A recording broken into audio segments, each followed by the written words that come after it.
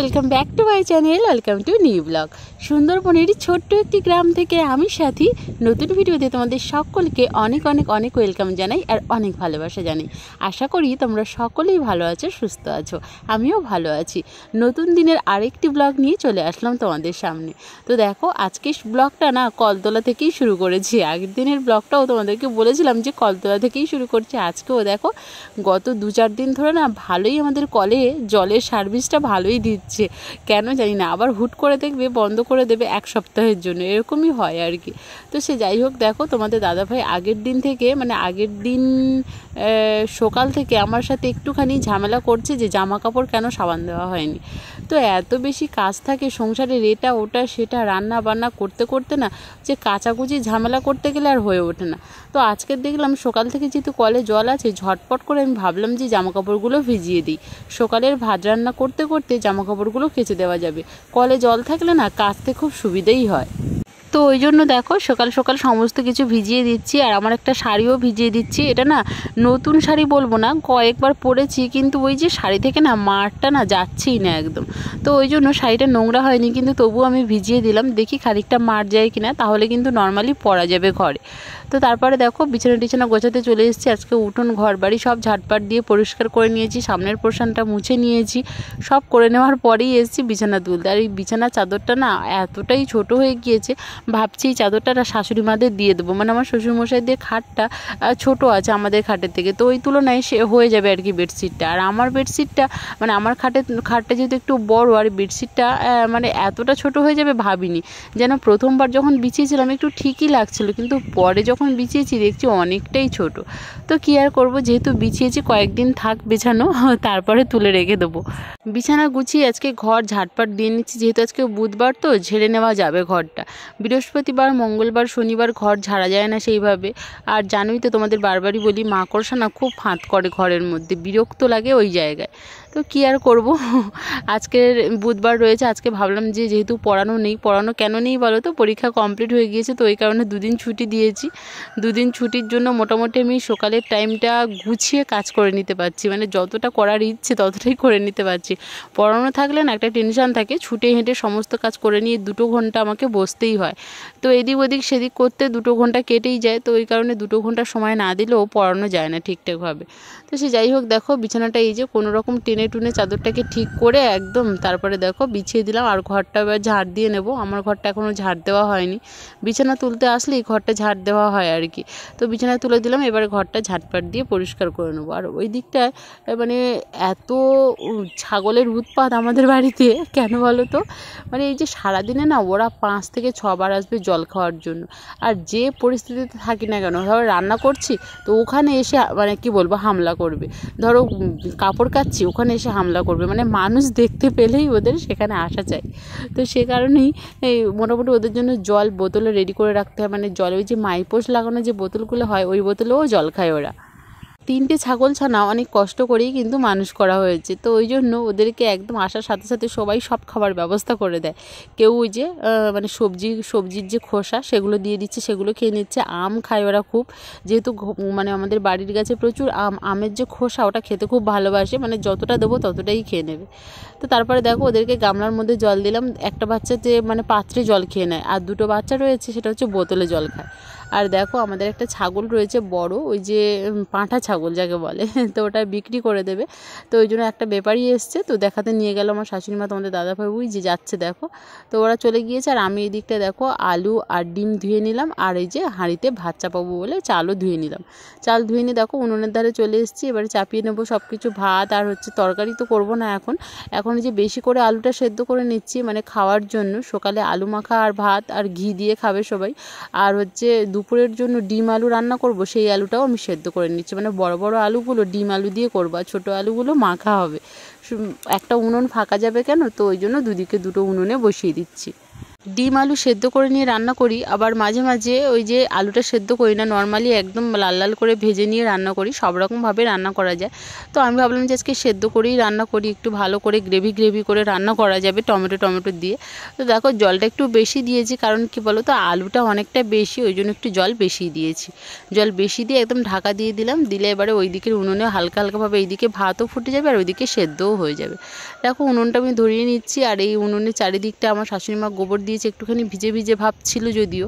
তো দেখো তবু আমি ভিজে ভাব থাকলেও মানে এখন গরমের সময় তো যাই জ্বালানি দিই না কেন উনুনে, সেটা কাঠ হোক বা পাতা হোক, খুব তাড়াতাড়ি ধরে যায়। তো দেখো উনুন থেকে আমি হাঁড়িটা নামিয়ে নিচ্ছি, ভালো করে উনুনটা ধরিয়ে নিয়ে তারপরে হাঁড়িটা চাপিয়ে দেবো। আর পাইপটা ওই সাইডে যে পাইপটা লাগানো ছিল না, ওই পাইপটাও লাগিয়ে নেওয়া হয়েছে।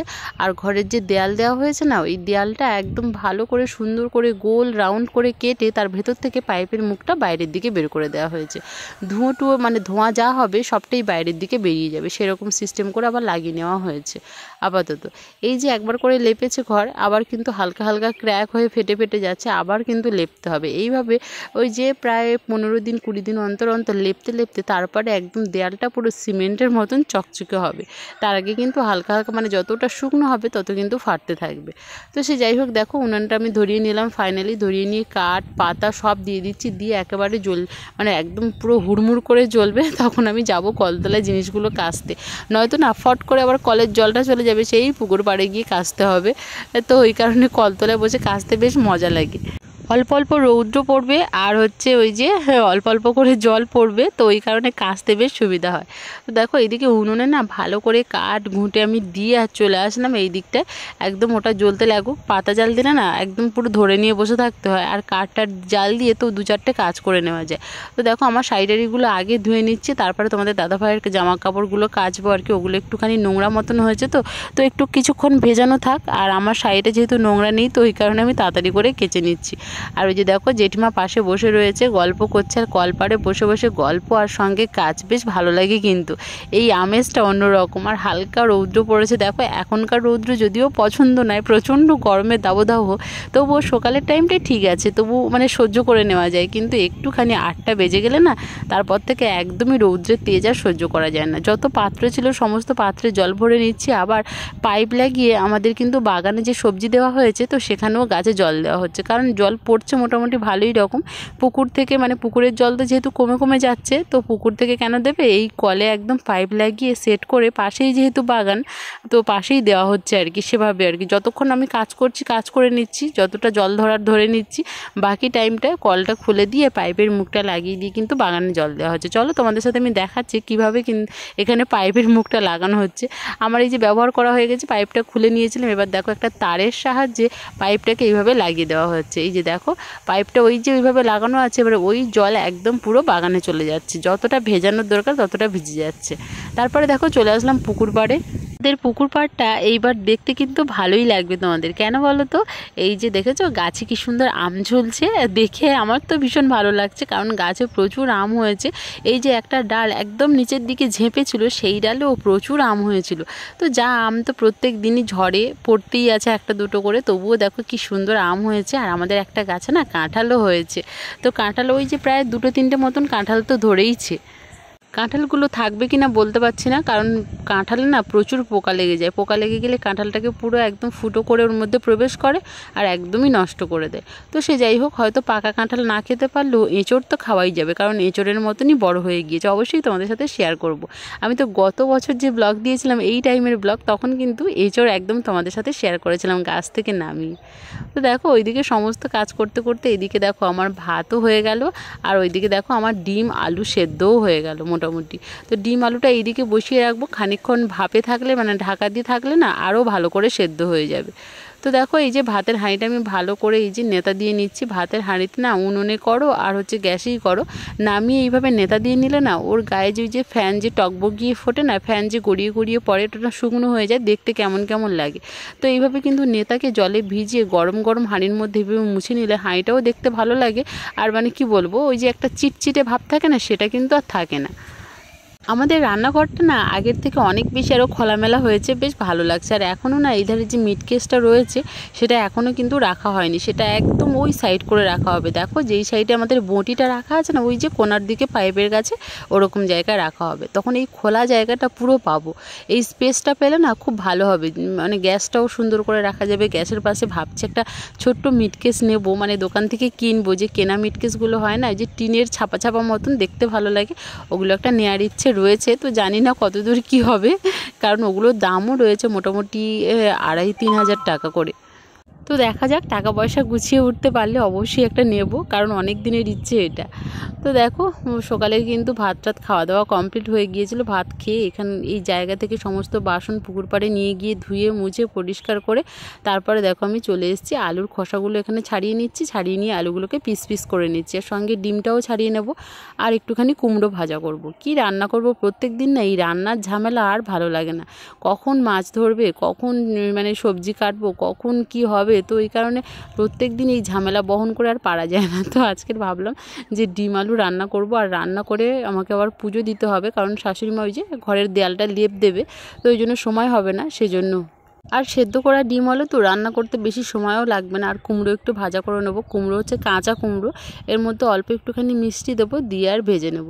সকাল থেকে শুধু মানে প্রত্যেকটা দিন ঘুম থেকে উঠের থেকে আমার শাশুড়িমাকে আমি জিজ্ঞেস করি, মা কী রান্না হবে, মা কী রান্না হবে।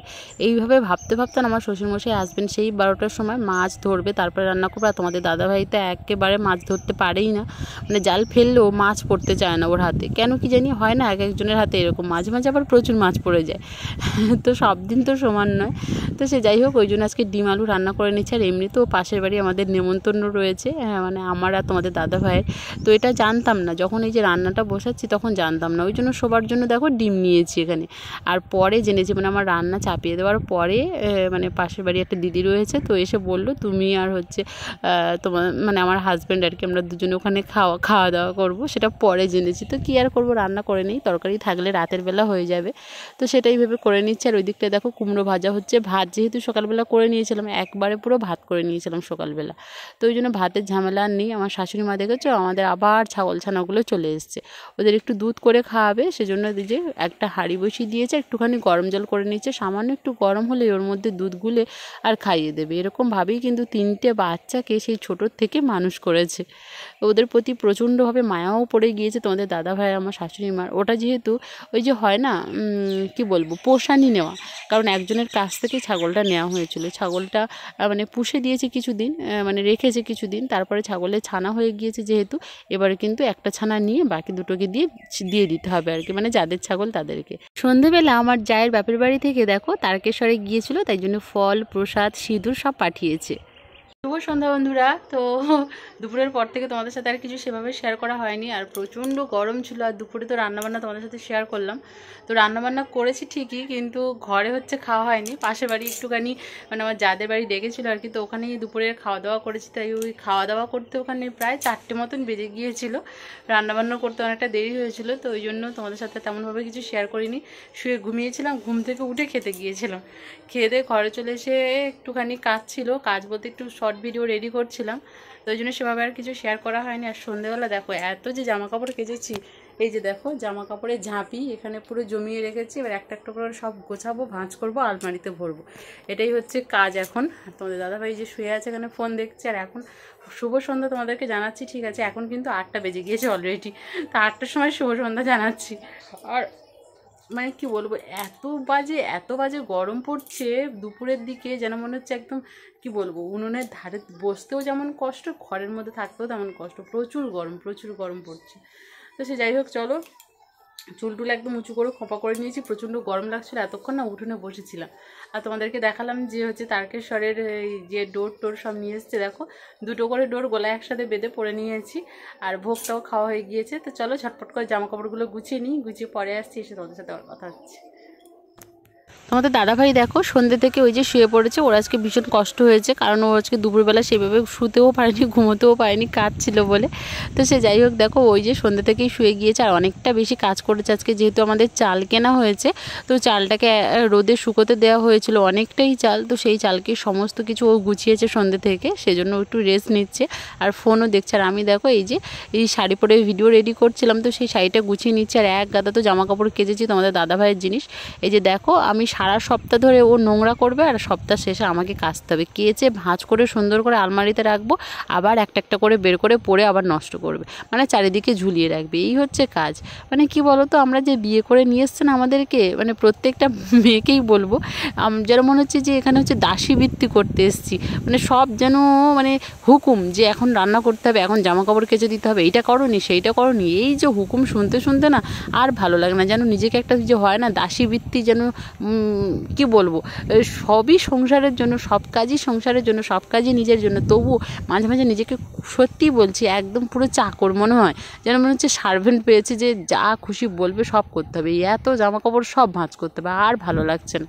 তো দেখো সব এক এক করে তোমাদের দাদাভাইয়ের সাথে গালাগাল দিচ্ছিলাম, বকাবকি করছিলাম, ওই যে ঝগড়া যেটা হয় আর কি, সেই করতে করতে সমস্ত কিছু ভাঁজ করছে। আর বলছি তুমি একদমই হাতে নেবে না এগুলো, আমি সব রেখে দিচ্ছি, এগুলো আর একদম ব্যবহার করবে না, আমি আর কাচতে পারবো না।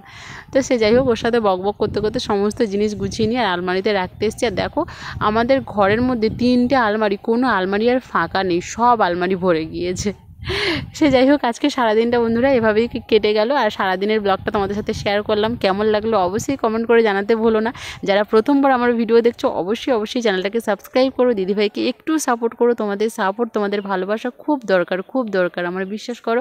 মানে করজোরে মিনতি, যারা প্রথমবার আমার চ্যানেল ভিজিট করছো অবশ্যই চ্যানেলটাকে সাবস্ক্রাইব করো, দিদিভাইকে একটু সাপোর্ট করো, পাশে থেকো। সুন্দরবনের এক কোণে পড়ে থাকা এই সাধারণ মহিলা তোমাদের ভালোবাসা পেলে অনেক দূর এগিয়ে যেতে পারবে। চলো সকলে ভালো থেকো, টাটা।